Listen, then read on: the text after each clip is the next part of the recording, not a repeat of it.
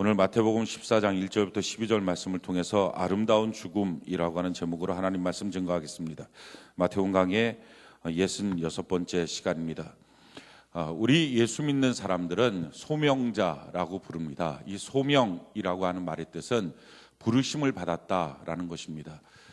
이 부르심을 받았다, 그래서 우리가 소명자, 소명 있는 사람이라고 하는 것을 우리가 뜻하는 것인데, 무엇으로 우리가 부르심을 받았다 하는 것을 알 수 있느냐 하면은 교회라고 하는 것을 통해서 알 수 있습니다. 교회가 뭡니까? 에클레시아. 이 에클레시아라고 하는 말은 부르심을 받은 자들의 모임이라는 것입니다. 교회 공동체 안에 내가 있다는 것, 이것이 하나님이 나를 부르셨다는 증명이 됩니다. 물론 여기서 교회 공동체 안에 있다는 것을 그저 교회에 등록하고 교회를 다닌다, 물론 그것도 참 놀라운 하나님의 은혜일 것입니다. 또한 하나님의 섭리의 하나의 손길일 것입니다. 그러나 더 중요한 것은 내가 교회 공동체 안에 지체됨을 느끼는 것입니다. 우리가 예수 믿고 구원을 받으면 뭐가 달라지느냐? 믿음이 생깁니다. 무슨 믿음이 생기느냐? 하나님의 것들을 볼 수 있고 믿을 수 있는 믿음이 생깁니다. 이게 가장 큰 차이가 나오는 거예요. 하나님의 교회가 보이고요. 어떻게 보이느냐? 교회가 예수님과 하나 된 것을 볼 수 있어요. 그리고 그 교회가 나와 하나 된 것을 볼 수 있어요. 그리고 이 교회 안에 그 옆에 있는 성도가 같이 하나 된 것을 볼 수 있어요. 이게 교회가 보여지는 거고요. 이게 교회의 지체됨을 확인하는 거고요. 그렇게 확인하는 사람이 누구냐? 이게 바로 영적으로 거듭난 사람이에요. 이 차이가 있는 거예요. 그 전까지는 교회를 다니는 거예요. 뭐하러 다녀요? 예배드리러 다녀요. 뭐하러 다녀요? 봉사하러 다녀요. 뭐하러 다녀요? 사람 만나러 다녀요. 뭐하러 다녀요? 설교 들으러 다녀요. 또는 직분이 있어서 다녀요. 나한테 할 일이 있어서 다녀요. 근데 이렇게 교회를 다니던 사람이 영적으로 거듭나면 교회를 만나요. 교회가 보여요. 뭘로 보이느냐? 예수님과 한 몸을 이룬 것을 보여요. 그리고 그 교회가 나랑 하나라는 거, 내가 그 교회 지체다, 나랑 하나다라는 게 보여요. 우리가 예수님이 포도나무고 너희는 가지다, 포도나무하고 가지하고 구분이 됩니까? 우리가 그 성경 구절을 하도 많이 들으니까 이게 구분될 거라고 생각하지만, 여러분들 포도나무 보셨습니까? 포도나무가 이렇게 해서 이렇게 가지가 나오는 거예요. 그럼 포도나무지 다. 포도나무지, 이거는 가지야, 이거는 나무야, 그게 어디 있어요? 다 포도나무예요. 그러니까 나는 포도나무, 너는 가지라는 말은 너는 내 안에, 내가 너 안에 같이 있다는 것입니다. 예수님이 머리, 몸이 교회라는 것은 그건 하나라는 것입니다. 이게 보이는 거예요. 자, 이게 보여지니까 뭐가 달라지느냐? 교회를 향하여 원망 안 해요. 아니, 못해요. 불평 못해요. 판단 못해요.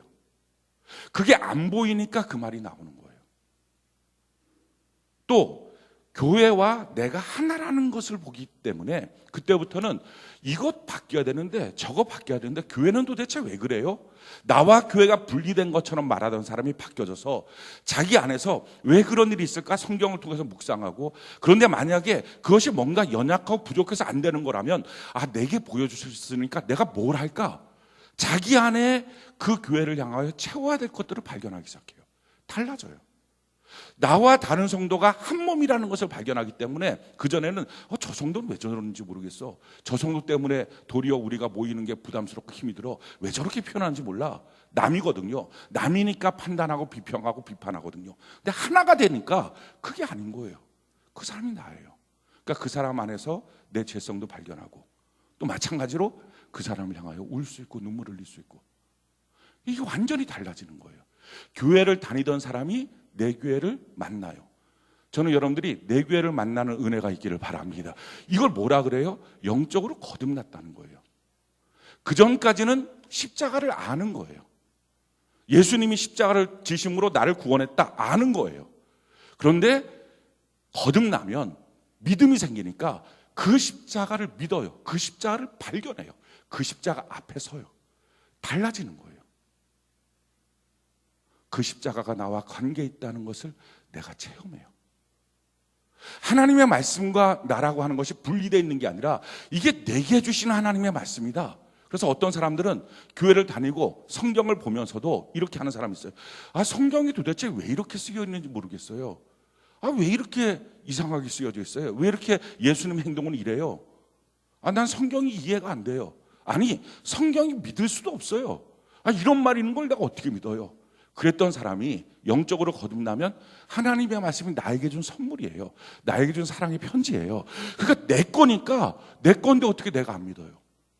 그러니까 내 건데 내가 안 믿어지는 게 이상한 거예요. 믿어질 수밖에 없는 거예요. 다 달라져요.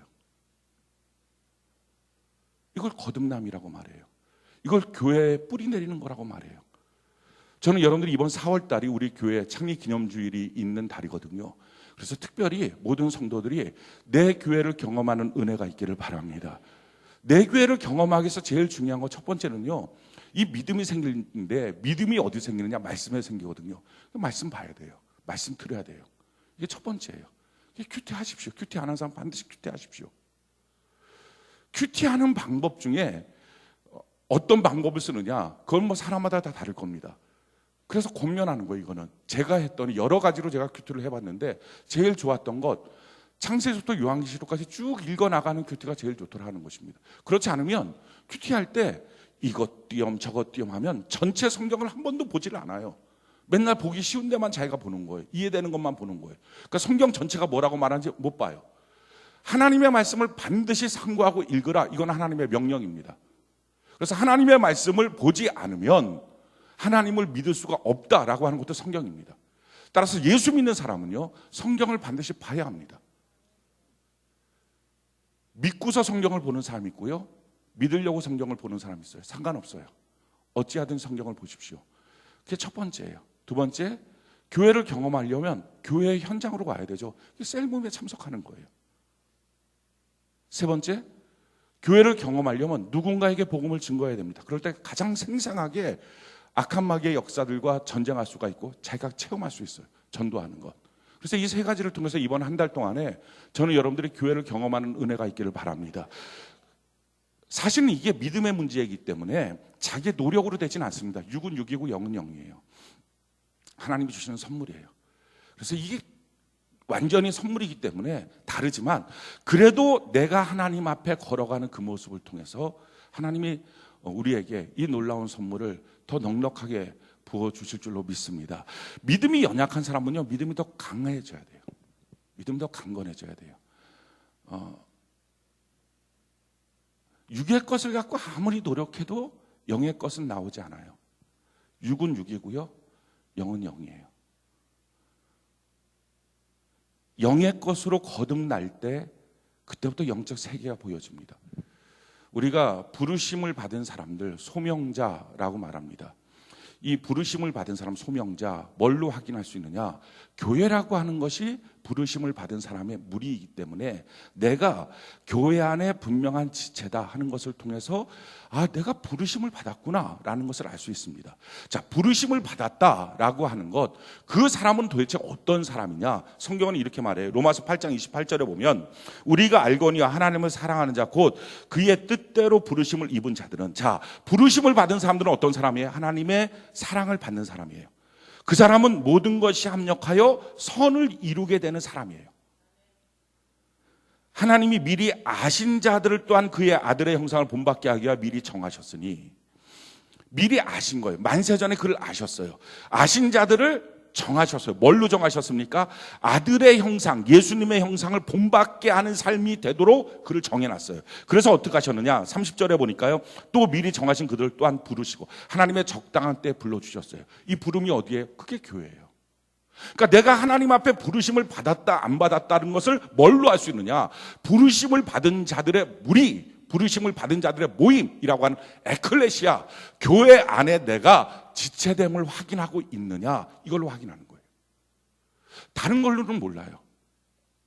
그래서 묻는 거예요. 정말 구원 받았습니까? 다른 말로 말할까요? 교회를 만나보셨습니까? 이거예요. 달라지는 거예요. 제가 왜 그걸 아느냐? 저는 태어날 때부터 교회에서 살았잖아요. 교회에서 아예 났어요. 교회 교육실에서 엄마가 저를 낳은 거예요. 영시 예배를 드리고 나서 제가 슬금슬금 나오더래요. 그래갖고 나버렸대요. 제가 교회에서 태어나서 교회에서 살았어요. 계속. 한 번도 교회라고 하는 환경을 떠나본 적이 없어요. 아버지는 목사님, 어머니는 사모님, 할머니는 권사님. 그러니까 이 환경에서 떠나본 적이 없는 거예요, 저는. 근데 떠나본 적이 없는데 제가 교회를 바라보는 시선이 교회를 떠났다가 다시 돌아왔다면 다르지만 교회를 떠나본 적이 없어요. 그런데 제가 하나님을 만나기까지 30살까지는요 끊임없이 교회를 향하여 비판했던 사람이에요. 더 잘 보인다고 생각했어요. 제가 목사님 아들이니까. 제가 신학 공부도 하고 전도사니까. 내가 교회 안에 핵심 중에 핵심이라고 제가 스스로 착각하고 있었으니까. 그러니까 나는 교회의 문제점을 더 잘 볼 수 있어. 더 정확하게 볼 수 있어. 야, 사람들이 어떻게 교회 안에서 이렇게 하는지를 나 더 잘 볼 수 있어. 라고 생각했던 시간이 30살까지예요. 그래서 굉장히 많이 비판적이었어요. 그랬던 제가요, 하나님을 만났어요. 그날부터 바뀌었어요. 비판할 게 안 보이는 게 아니고요, 못 보여요. 예수님과 한 몸이라는 걸 봤어요. 그리고 그 교회가 나와 하나라는 걸 봤어요. 어떤 성도들은 이렇게 말해요. 교회가 왜 그래요? 제가 그래요. 교회와 당신은 하나예요. 그러면 내가 뭐 교회에다가 비판하면 그게 지금 나한테 비판하는 거네. 맞아요. 그게 보이니까 그게 안 되는 거예요. 저 성도가 있어서 불편하다. 그게 안 돼. 그 사람과 내가 하나예요. 이게 보이는 거예요. 그게 거듭남이에요. 거듭나셨습니까? 구원 받으셨습니까?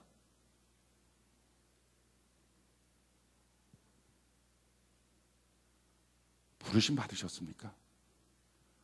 그런데 한 가지 희소식이 있어요. 지금 여러분들 교회 안에 어떻게 보면 등록 성도로 등록돼 있어요. 예배 현장에 있어요. 안 될 것 같은 거는요, 처음부터 하나님은 안 불러요. 그렇더라고요. 안 될 것 같은 거 하나님이 미리 정하신 거잖아요. 미리 아신 자잖아요. 근데 하나님이 몰라요. 미리 정하지도 않았어요. 그런데 약 올리려고 교회로 하나님이 불러서 믿을 듯 말 듯 평생 그렇게 살다가 그래, 넌 안 불렀으니까 넌 지옥이야, 이렇게 하시지 않는다고요. 기도하는 것도요, 응답될 것만 떠오르지 기도 시간에 응답되지도 않을 거는 떠오르지도 않더라고요. 우리 하나님이 이렇게 아싸라신 분이에요. 아싸리 우리나라 말인지 일본 말인지 모르겠지만 좋으신 분이시라고요. 우리 약 올리신 분이 아니라고요. 지금 여러분들의 교회 안에 등록돼 있고 예배 현장에 왔다는 것은 하나님이 미리 아신 자들인 줄로 믿습니다. 하나님이 미리 하나님의 아들의 형상을 본받게 하도록 정하신 자인 줄로 믿습니다. 그런데 이제 필요한 게 뭡니까? 부르심이에요. 부르심을 받은 자들도 있고 아직 부르심을 받지 못한 자들도 있어요. 그렇다면 분명히 하나님이 나를 아시고 나를 정하셨는데 아직 부르심을 내가 못 받았다면 못하러 거기서 주저주저 하겠냐고요. 오늘 오전 예배 말씀처럼 하나님의 감사의 사건이 몰려오면 가만히 넉넉히 기다릴 게 아니라 자기 안에 감사의 도랑을 파라는 거예요. 그러면 더 빨리 그 감사를 내가 딱 나의 감사로 붙잡을 수 있다는 거예요. 마찬가지예요. 분명히 나를 아시는데, 분명히 나를 정하셨는데 왜 거기서 멈춰 있습니까? 그러니까 성경 보라는 거예요. 그 성경을 볼 때 말씀에서부터 믿음이 생길 줄로 믿습니다. 교회 공동체 안에 셀 예배에 들어와서 그 안에서 교제하라고요. 그 안에서 교회됨을 깨달을 수 있게 될 줄로 믿습니다. 전도하고 누군가에게 복음을 증거해 보십시오. 그럼 자기 안에 영적인 새로운 발견들이 시작해요. 안 될 것 같은 사람이라면 그렇게 하라고 하지도 않아요. 백날 큐티해봤자 지옥 갈 사람이 못하러 큐티하라 그럽니까? 생각을 해보세요. 이 사람 백날 큐티해봤자 지옥 갈 사람이야. 전도하는데 갖고서 이 사람 예수 안 믿겠다고 하는 사람한테 큐티를 하십시오. 큐티하면 참 좋아요. 이거 말할 필요가 있습니까? 어차피 이 사람 안 믿을 사람인데, 지옥 갈 사람인데 그걸 뭐 큐티하라 그래요. 근데 믿을 사람인데 안 믿고 있으니까. 애가 나와야 되는데 안 나오니까 뭘 합니까? 촉진제를 놓는 거예요. 억지로 의도적이라도 말씀을 보시기 바라요. 의도적이라도 모임에 참여하시기 바라요. 아멘이십니까? 교회를 경험하는 거. 이거구나. 그래서 교회가 예수님의 몸이구나. 그걸 발견하고 나면 그 다음부터요, 예수님의 신부로서의 교회가 보여요. 주님이 사랑하시는구나. 그럼 나도 교회를 사랑해야지. 나도 교회를 존중해야지. 이게 달라지는 거예요. 세상이 완전히. 완전해서, 좋아서, 최고여서, 아주 탁월하고 특별해서, 그래서 더 이상 불평하고 원망하고 비판할 게 없어서 비판하지 않는 게 아니고요, 비판할 엄두를 못 느끼는 거예요. 그 어미하심 앞에서. 이게 영적 체험이에요. 저는 여러분들이 이런 영적 체험을 하기를 바랍니다. 십자가 앞에 서는 것도 마찬가지예요. 이 십자가 앞에 서는 것도 똑같은 영적 체험인데요, 이게 믿음으로만이 가능하거든요. 근데 왜 제가 자꾸 교회를 강조하느냐, 이유는 이것입니다. 십자가에 대한 내용은 그동안 너무 많이 여러분들이 들어왔기 때문에, 어느 교회를 통해서도 들어왔기 때문에 어느 순간부터인가 그게 자기의 지식인지 믿음인지, 그게 자기의 체험인지 감정인지 구분이 잘 안 돼요. 그래서 정말 그 앞에 쓴 건지, 아니면 그런 설교를 들은 것이 자기의 지식으로 남아있는 건지, 정말 예수님의 십자가와 내가 관계가 있어서 주님 십자가 앞에서 내 감정이 동원하는 건지, 아니면 영화를 봤던 장면이 잔혹해서 눈물이 나는 건지 잘 구분이 안 되는 거예요. 너무 오랫동안 익숙하게 봐서. 그래서요, 익숙하지 않은 걸로 볼 수 있는, 영적 세계에 들어왔는지 안 들어왔는지를 볼 수 있는 것, 똑같은 사건이거든요. 십자가 앞에 서는 것, 교회를 만나는 것, 이게 똑같은 사건이거든요. 동시에 일어나는 사건이거든요. 이게 따로따로 일어나지 않거든요. 같은 날, 같은 시간, 같은 믿음으로 주어진 사건이거든요. 그래서 점검해 보라는 거예요. 여러분들에게 좀 못 들었던 점검표니까 그걸로 확인해 보라는 거예요. 맞는지 아닌지. 우리가 부르심을 받은 사람이에요. 이 부르심을 받았다는 건 참 너무 귀해요. 나를 미리 아시고 미리 정하시고, 그리고 나를 부르셔서 그 다음에 뭐 하십니까? 아들의 형상을 본받게 하기 위해서 30절에 보니까 미리 정하신 자를 또한 부르시고, 하나님의 딱 그때 부르시고, 부르신 그들을 의롭다 하시고 부르신 그들을 영화롭게 하신다. 우리 인생에 스케줄이 있어요. 할렐루야. 하나님이 이렇게 우리를 이끌어 가시는 줄 믿습니다. 그래서 우리에게 필요한 게 뭐냐, 교회 안에 들어와서 예수님의 몸된 교회를 딱 믿고 발견하면요, 그 다음부터 애를 써야 돼요. 아니, 그 다음부터 기도해야 돼요. 뭐라고 기도해야 되느냐, 주님 내 마음의 문을 여셔서 나를 왜 부르셨는지를 알게 해주세요. 이 기도를 해야 돼요.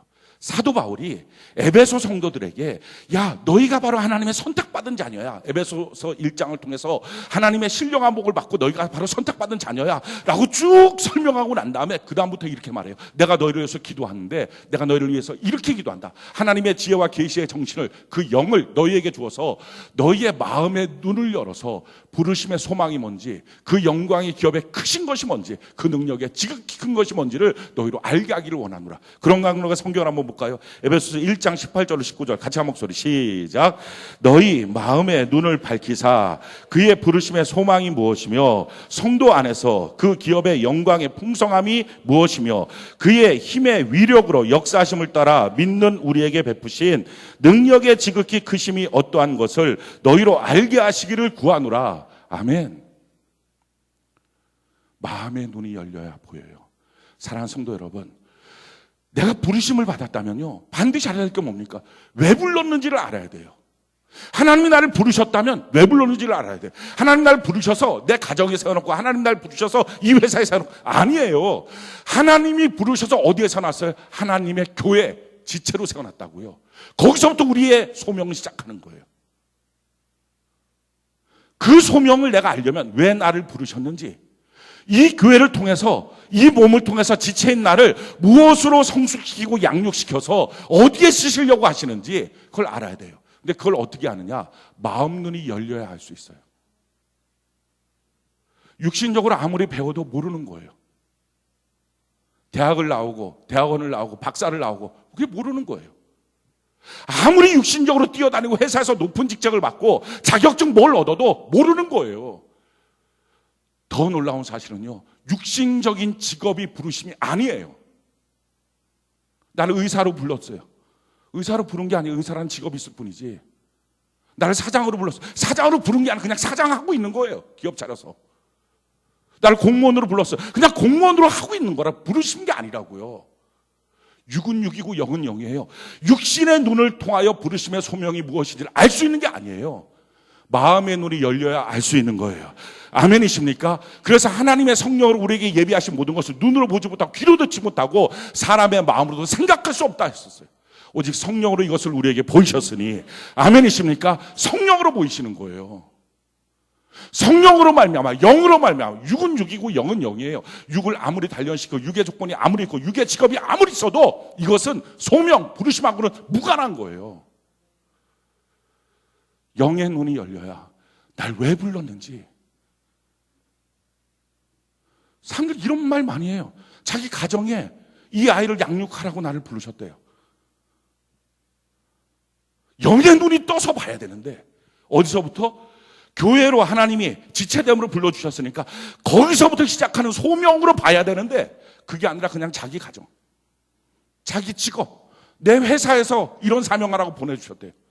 이 사업장에서 돈 많이 벌어갖고 구제하고 선교하라고 보내주셨어요.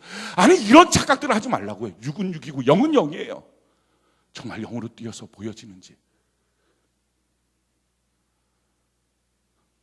나로 정예과를 가게 했어요. 하나님이 정예과로 나를 불러주셨나?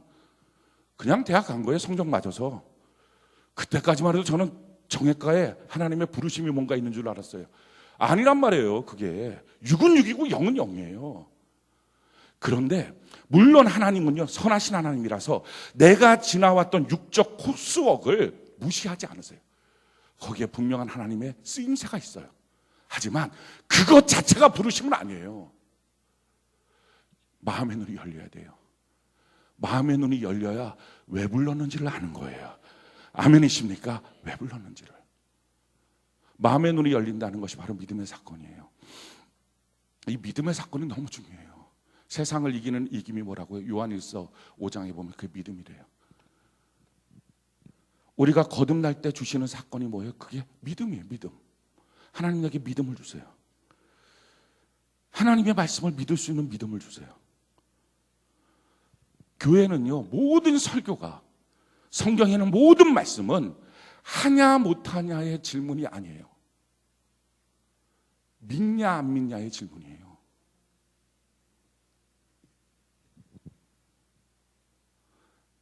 하냐 못하냐는 율법적인 거고요.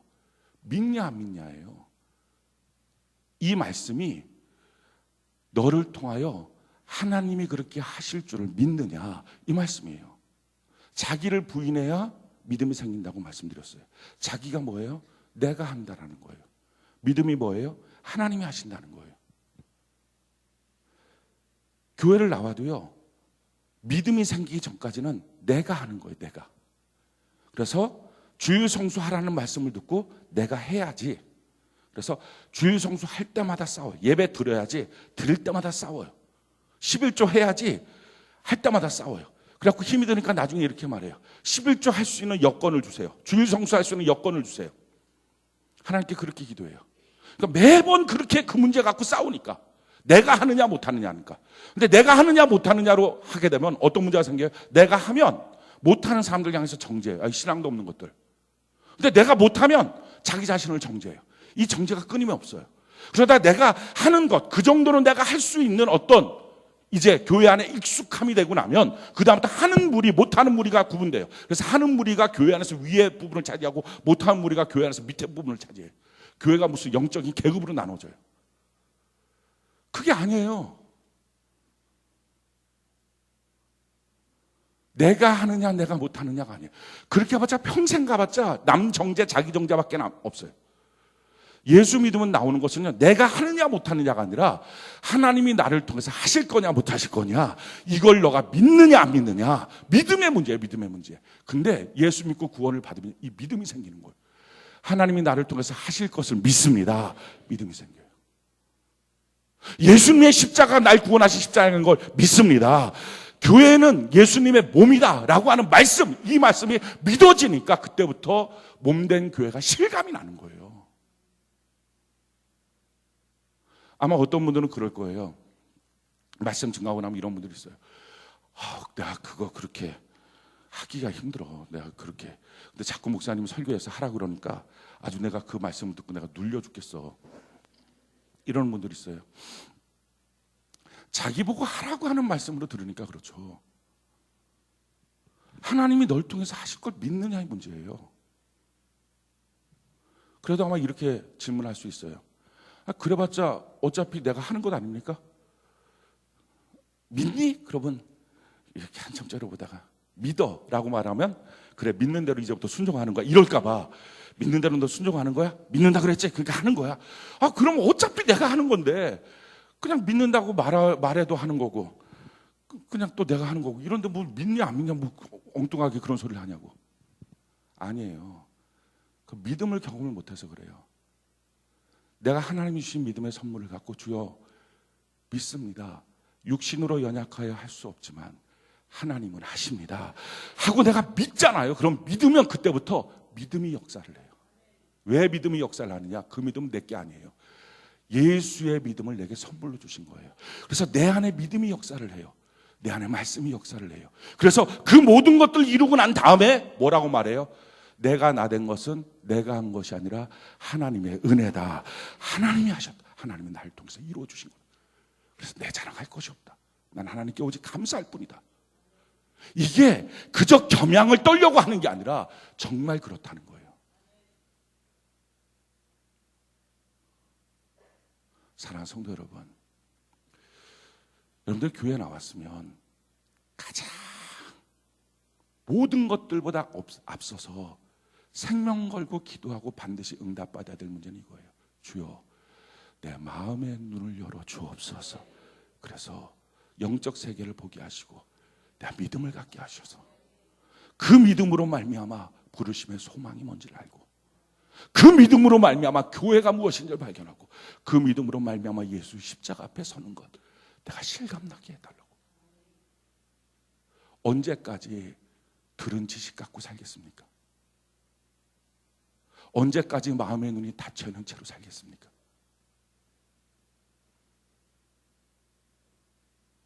언제까지 교회가 내가 다니는 교회 조직체 목사를 필두로 한 사람들의 조직체로만 보겠습니까? 언제까지 나와 교회가 분리된 것으로 보이고 예수님과 교회가 분리된 것을만 보며 살겠습니까? 우리가 이거는요 죽기 전에 반드시 해결돼야 될 문제뿐만 아니라 이 땅에 살면서 부르심의 소망을 내가 알아야 그 길을 향하여 부르심을 더 확증하기 위해서 달려가지 않겠습니까? 시간 낭비하지 않고. 우리가 부르심 받은 사람이에요. 그런데 다 부르심을 받은 사람인데 그 부르심에 확증이 있는 사람이 있고 아직 확증이 없는 사람이 있어요. 확증이 있는 사람은 내 교회가 믿음으로 보여지는 사람이고요. 확증이 있는 사람들 중에서도 내 부르심의 이유가 뭔지를 아는 사람이 있고 아직 모르는 사람이 있어요. 자, 그럼 어떻게 할까요? 아직 부르심을 다 받은 건 맞는데 왜요? 미리 아셔야만 이 자리에 지금 있으니까. 근데 아직 부르심의 확증이 없다면 그렇다면 부르심의 확증을 달라고 기도하시기 바라요. 부르심의 확증이 있다면 날 왜 불렀는지 하나님 이유를 알게 하여 주옵소서. 부르심의 소망이 뭔지 나로 알게 해달라고 하나님께 기도해야 돼요. 여러분들 지금 어떤 영적 단계에 있든지 반드시 그 영적 단계에서 한 단계 더 진보하는 은혜가 있기를 바랍니다. 신앙생활은요 맨날 똑같은 거 쳇바퀴 도는 거 아니에요.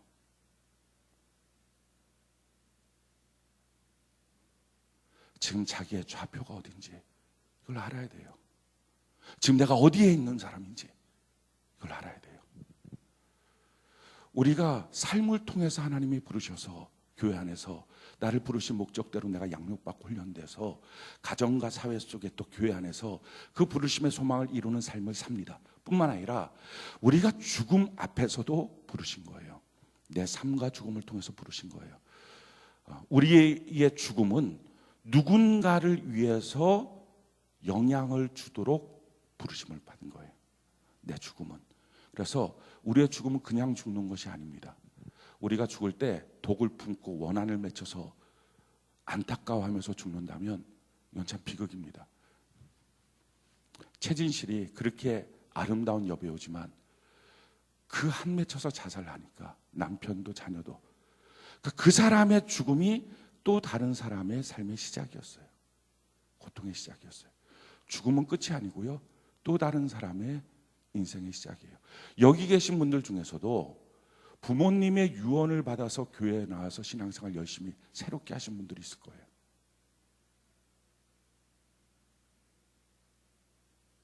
이동희 사님 그런가요? 맞아. 부모님 유언, 너 아버지요, 아버지, 예수 잘 믿어라. 그러니까 한 사람의 죽음은요, 한 사람의 죽음으로 끝나는 게 아니라 또 다른 사람의 삶의 시작이에요. 근데 또 다른 사람이 그 죽음을 통해서 내가 어떻게 믿음의 길을 갈 것인지, 아니면 악과 고통의 자살의 길을 갈 것인지를 결정하는 거예요. 부모의 죽음은 자녀에게 또 다른 인생의 시작이에요. 예수 믿는 성도들의 죽음은요, 세상 사람들에게 또 다른 시작이 됩니다. 스데반의 죽음이 그랬어요. 스데반이 돌이 날라오는데 내가 하나님 보좌 우편에 있는 예수님을 봅니다. 저들의 죄를 용서하여 주옵소서. 성경에 보니까 얼굴이 천사처럼 빛났다 그랬어요. 그게 죽음의 현장이었어요. 근데 그 죽음의 현장에서 가장 크게 새로운 인생을 시작을 하게 됐던 사람이 사도 바울이에요. 스데반 집사가 죽을 때 그 옷을 맡아줬던 사람이에요. 돌이 날라왔을 때 그렇게 얼굴이 빛나는 모습을 보면서 충격을 받은 거예요. 저건 뭐지? 그러고 나서 이 사도 바울의 죽음의 마지막 순간에 뭐라고 말합니까? 내가 믿음의 싸움을 싸우고 선한 싸움을 싸우고 이제 마침내 의로우신 재판장이 나에게 의의 멸관을 주실 것이고, 나뿐만이 아니라 나처럼 사는 수많은 사람들에게 이런 의의 멸관을 줄 것이야.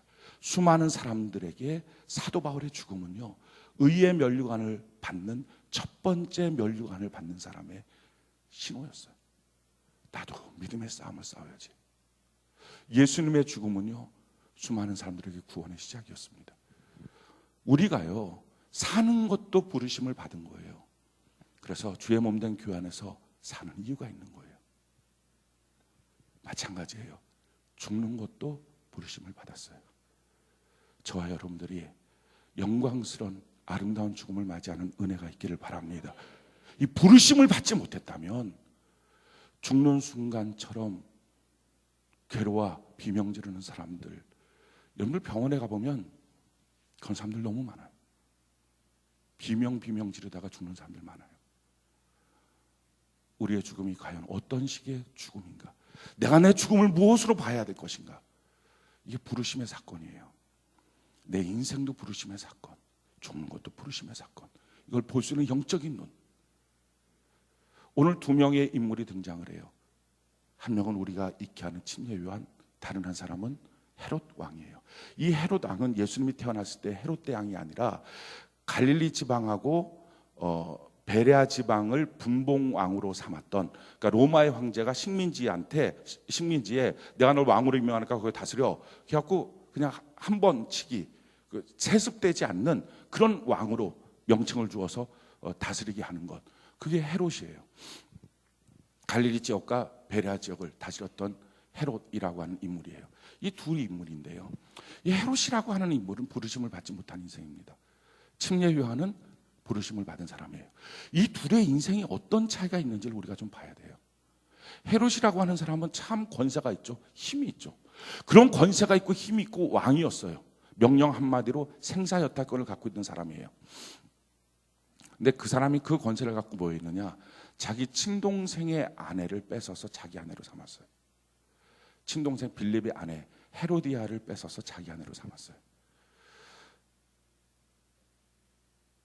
소명받지 못한 사람, 부르심 앞에 서 있지 않는 사람들은요, 힘이 있으면 그 힘을 갖고 종국적으로 죄를 져요. 왜 죄를 짓느냐? 죄를 이기지 못해서 지는 거예요. 죄 아래에 있으니까. 돈을 벌면 돈을 갖고 죄를 져요. 죄를 이기지 못하니까. 건강했으면 건강을 갖고 죄를 져요. 죄를 이기지 못하니까. 지식을 가지면 그 지식 갖고 죄를 져요. 죄를 이기지 못하니까. 이게 소명 없는 사람, 부르심을 받지 못한 사람들의 삶의 인생이에요. 자, 그렇게 죄를 짓고 난 다음에 죄를 지으면 누구든지 간에 마음속엔 죄책이 생깁니다. 이 죄책이 헤롯 왕한테 죄책이 있었어요. 그러니까 이 침례 요한을, 야, 당신은 지금 어떻게 동생 아내를 사로잡아갖고 너 아내로 삼냐? 이건 옳지 못하다. 헤롯이야, 너가 데리고 살면 안 돼. 너 악한 왕이야. 라고 하는 그 말이 듣기 싫으니까 붙잡아서 오게 됐어요. 근데 예수님이 막 말씀 증거하신다는 소문을 들었어요. 소문을 듣자마자 자세히 듣지도 않아 놓고 이렇게 말해요. 야, 침례 요한의 영이 그 얘기도 갔나 보다. 불안한 거예요.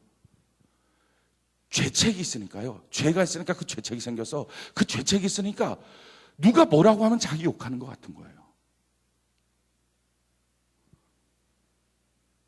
자기 없는 그 장소에서 어떤 사람들이 모여 있다라고 하는 것이 너무 궁금해요.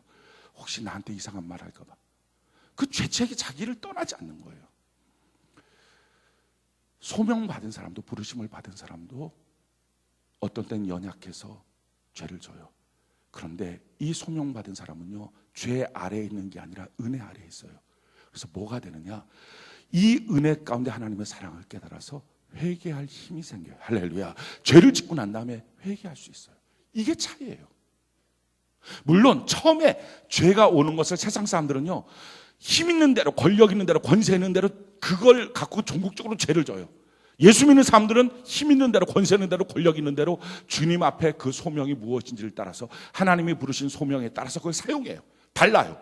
그렇지만 예수 믿는 사람도 육체를 갖고 있으니까 살면서 연약한 가운데, 빈틈 가운데 마귀가 들어와서 죄를 져요. 근데 죄를 졌을 때 소명 갖고 있지 않는 사람들은요, 그 죄 앞에서 항상 죄책은 갖고 있지만 회개하지 않아요. 예수 믿는 사람들은요, 돌이켜 회개할 줄 알아요. 이게 너무 큰 차이예요. 회개하는 거랑 회개하지 않는 거의 차이가 뭐냐, 이런 거예요. 회개하지 않는 것은요, 죄를 몰라서가 아니에요.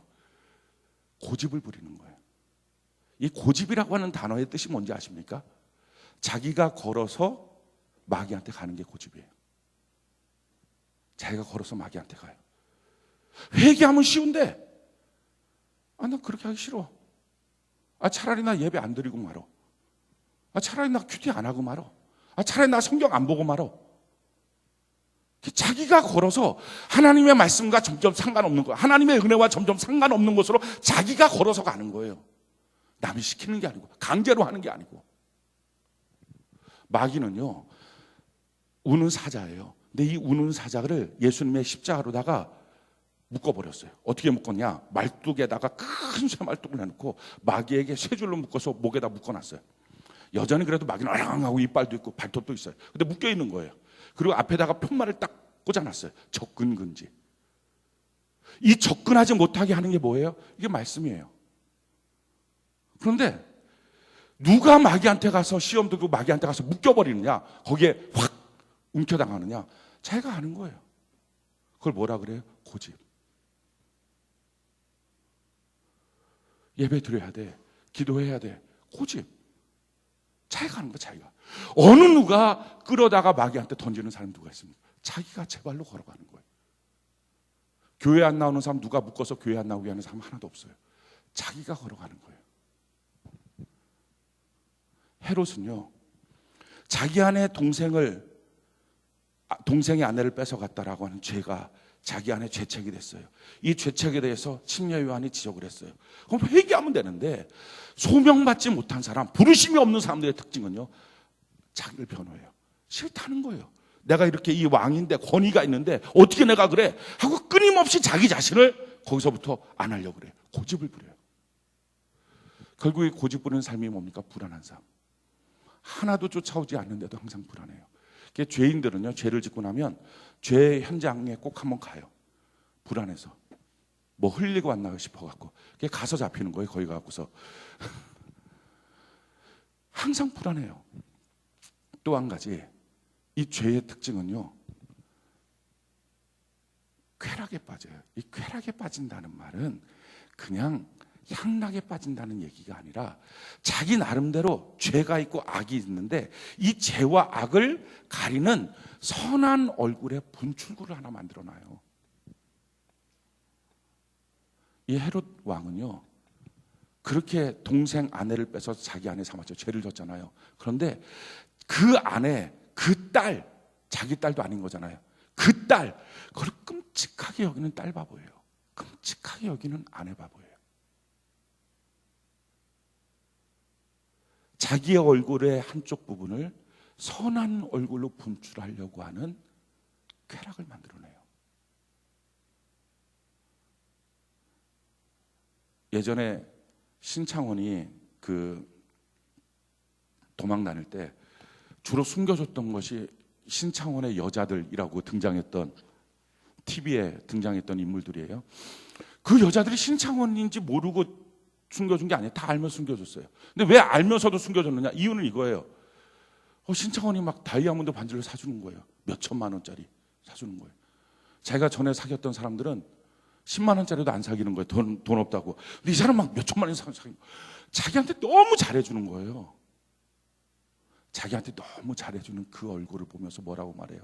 선한 사람. 나한테 너무 좋은 사람이에요.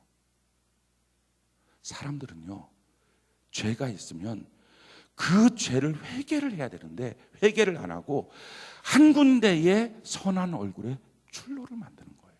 그걸 쾌락이라고 말해요. 어떤 사람 술집 가서 돈을 물수듯이 써요. 굉장히 부잣집 아들처럼 선한 얼굴로 웃으면서 돈 써요. 그리고 집에 와서는 악을 행해요. 우리 가정에서 우리 남편, 우리 아버지가 우리 가정에 너무 끔찍해.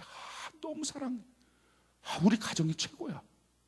그래서 우리 가정 너무 행복해 라고 말하기 전에 먼저 과연 이 사람이 하나님 앞에서 회개하고 돌이킨 사람인지, 아니면 그 가정 안에서의 선한 얼굴의 분출구로 삼고 있는 건지 점검해 봐야 돼요. 헤롯 왕은요, 회개한 적이 없어요. 그런데 너무도 끔찍하게 그 딸의 춤을 보면서 나라의 절반도 주겠대요.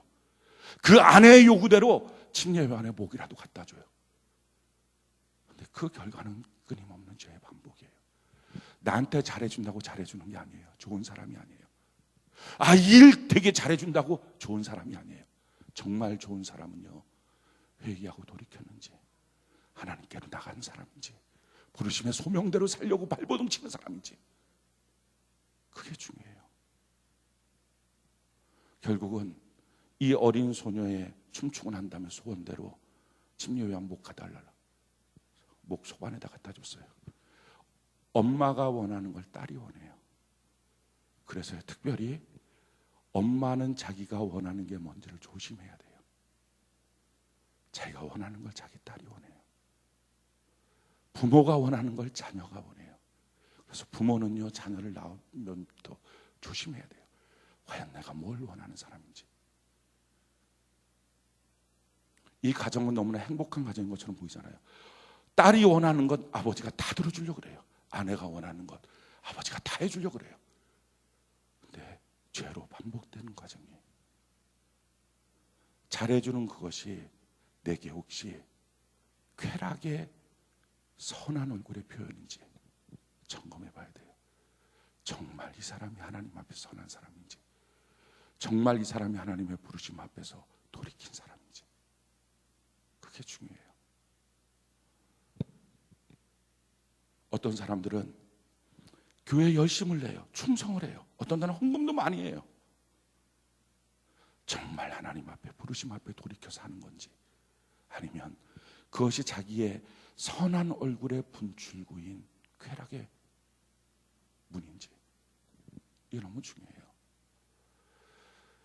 헤롯 왕은 그렇게 살다가 결국은 죽고 맙니다.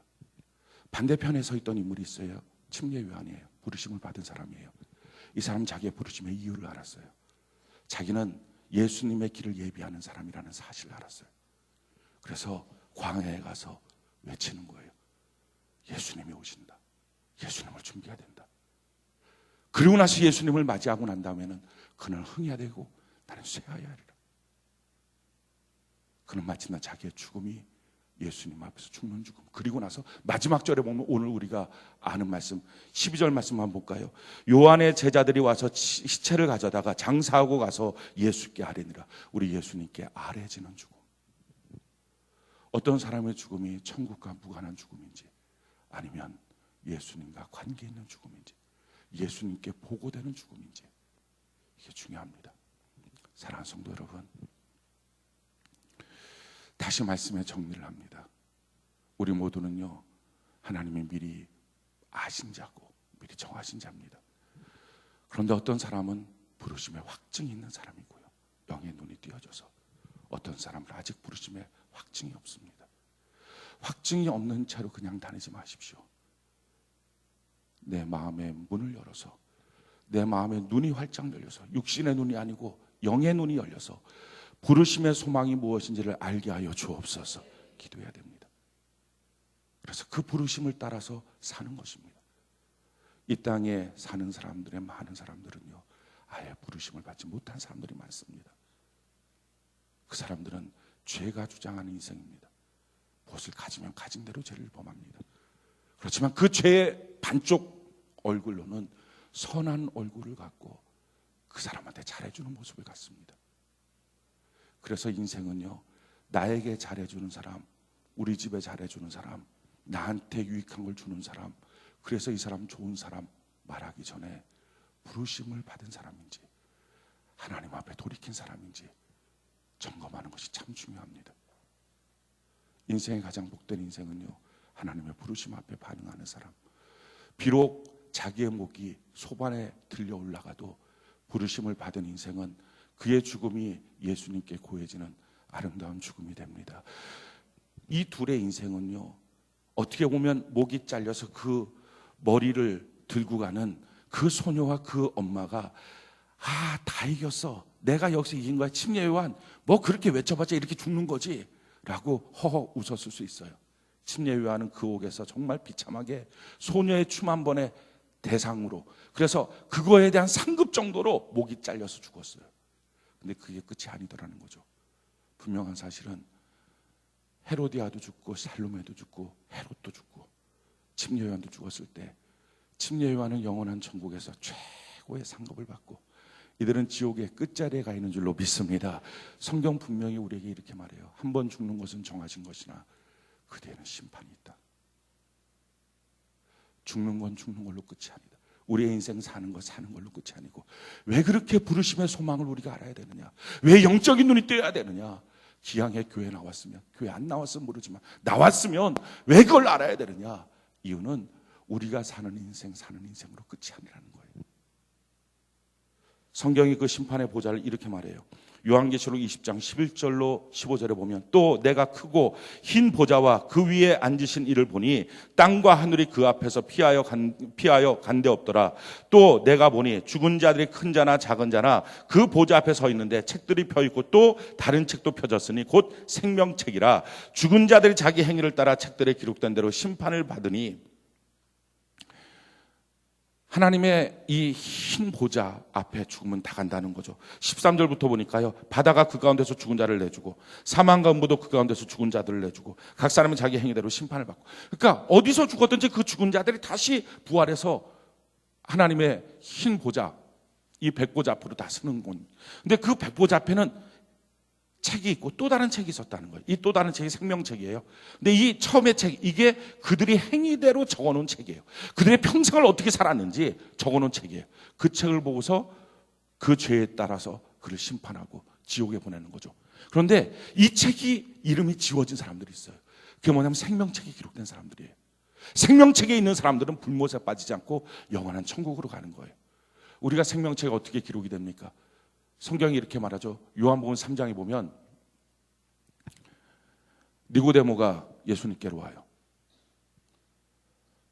나 하늘나라 가고 싶은데 어떻게 하면 갑니까?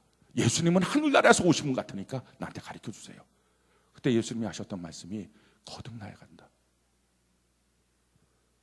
거듭난다는 게 뭡니까? 두 번 태어나는 거, 어떻게 내가 두 번 태어날 수 있습니까? 육은 육이고 영은 영이야. 육으로 아무리 해봤자 영의 것이 안 돼. 육으로 지금 한번 태어났으니까 반드시 영으로 태어나야 돼. 어떻게 하면 내가 영으로 태어납니까? 물과 성령으로, 말씀과 성령으로 거듭나야 된다. 우리가 생명책에 기록되는 것은요, 육의 훈련을 통해서 되는 게 아니라 영으로 태어나야 돼요. 말씀과 성령으로 거듭나야 돼요. 이 영으로 태어나는 사건에서 우리에게 주시는 것, 그게 뭐예요? 하나님의 은혜로 주시는 믿음이에요. 그게 하나님 주시는 선물이에요. 그래서 이 성경 말씀이 다 믿어져요. 그러니까 교회는 그의 몸이다, 이게 믿어지는 거예요. 그리고 그게 체험되는 거예요. 교회는 그의 신부다, 이게 체험되는 거예요. 예수님이 십자가에서 나를 위해서 죽으셨다, 그게 체험되는 거예요. 그게 믿어지는 거예요. 육은 육, 영은 영, 이게 거듭나는 거예요.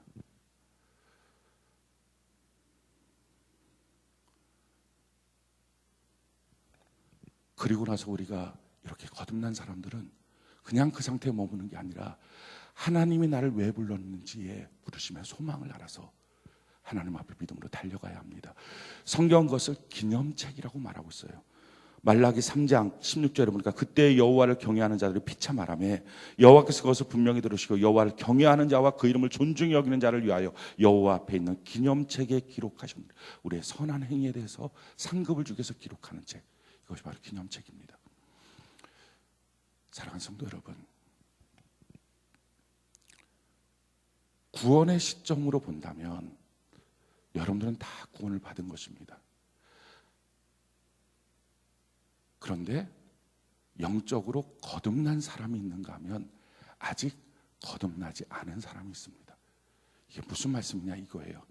아이를 임신하면 뱃속에서요, 처음에는 표시가 안 나요. 몇 주 지날 때까지 임신했는지 안 했는지 표시가 안 나요.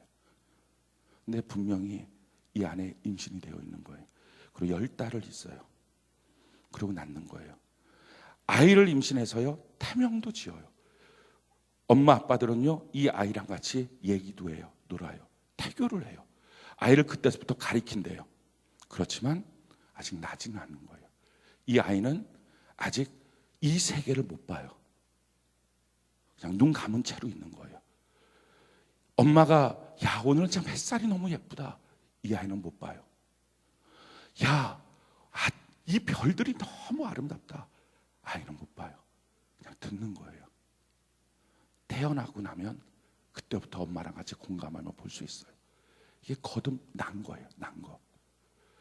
지금 여러분들은 교회 안에 등록하고 뿌리를 내렸기 때문에 다 잉태된 거예요. 근데 어떤 분들은요, 거듭나신 분들이 있어요. 다 나야 돼요. 다 나야 돼요. 다 나야 돼요. 그걸 위해서 애쓰고 기도하는 거예요. 하나님, 나로 하여금 마음의 눈이 열려서 주의 세계를 보게 하여 주옵소서. 보게 하여 주옵소서.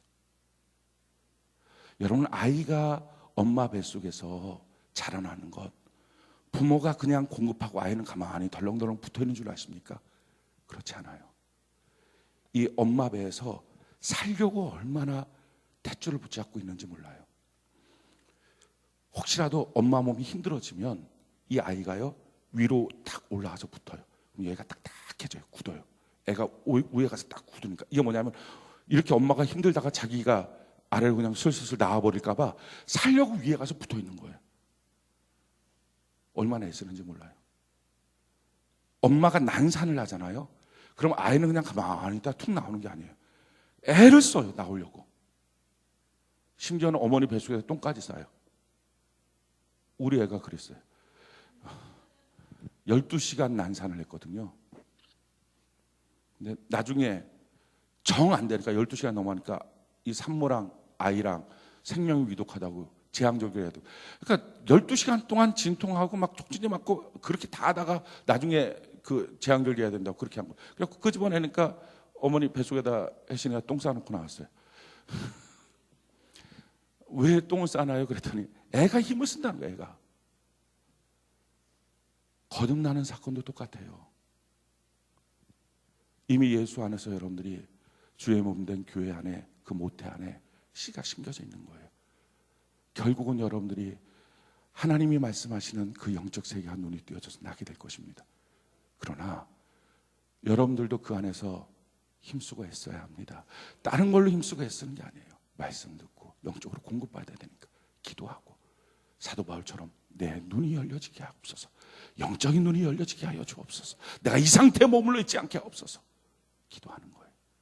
그래서 태어나서 엄마가 말하는 그 세계를 같이 보고, 성경이 말하는 그 세계를 같이 보고, 이게 영적인 사람이에요. 성경이 말하는 그 사실을 같이 느끼고, 그게 교회 나오는 이유예요. 그냥 교회 다니지 마시고요, 우리 교회 안에서 영적으로 다 세워져서 부르심의 소망을 느끼고, 우리의 삶도 우리의 죽음도 가치 있는 삶, 가치 있는 죽음을 맞이하는 저와 여러분들 되기를 예수님 이름으로 축원합니다. 수많은 사람들이 자기가 그냥 거듭났다고, 자기는 그냥 구원받은 거라고 우겨대며 살아요. 저도 그 중에 하나였어요. 제가 왜 이 부분을 그렇게 강조하느냐, 제가 30살 이전에 침례교 신학교로 가려면요, 누구든지 소명서를 써야 돼요. 누구든지 구원 간증문을 써야 돼요. 이거 아니면 학교에서 합격이 안 되는 거예요. 뭐 어느 신학교나 마찬가지겠죠. 신학을 하겠다는 사람인데 전 그거 썼어요. 제가 거짓말로 썼냐고? 아니, 진실로 썼어요. 난 구원받았다고, 진실로 난 소명 있다고, 목회자의 소명 있다고 그렇게 썼다고요. 근데 아니에요. 진짜가 아닌 거예요. 우겨대는 거, 구원받았다고 우겨대고, 지식으로 배운 걸 경험했다고 우겨대고. 제가 30살까지 그런 삶이었다고요. 그래서 그 삶을 제가 알아요. 진짜와 가짜는 다르다는 거. 사랑하는 성도 여러분, 우리는 소망 있는 사람들이에요. 어머니 뱃속에 지금 다 있는 사람들이에요. 근데 나야 돼요. 거기서 머물면 안 돼요. 나서 봐야 돼요. 저 별을 봐라 하면 같이 봐야 돼요. 우리 그렇게 합시다. 하나님의 말씀을 큐티할 때 하나님의 말씀이 이렇게 말씀하면 그걸 같이 보는 거예요. 아멘 주여 아멘. 그걸 같이 누리는 거예요. 같이 보지만 내가 내 것처럼 붙잡지 못해요. 난 아직 어린아이니까. 그래서 하나님께 기도하는 거예요. 하나님, 내가 그걸 보는데요, 아버지 하나님 그것 좀 잡아주세요. 그렇지만 못 보는 거하고는 차원이 다른 거예요. 사랑하는 성도 여러분, 우리 이런 영적 세계에 같이 다 들어가서 정말 교회에 온 목적, 부르심을 받은 이유와 목적들을 우리 모두 확인하는 저와 여러분들 되기를 예수님 이름으로 축원합니다.